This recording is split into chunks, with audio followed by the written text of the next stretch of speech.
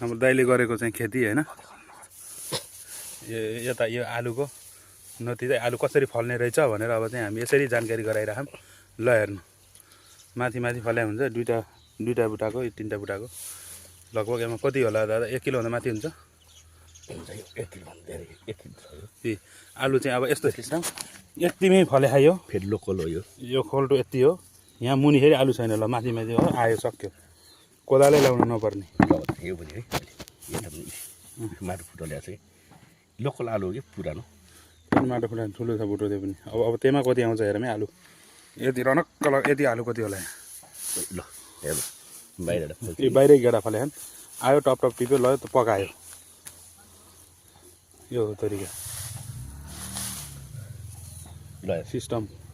अब त्यति हो त्यहाँ माथि तल माथि माथि हुन्छ आलु ट्याक्क बसेको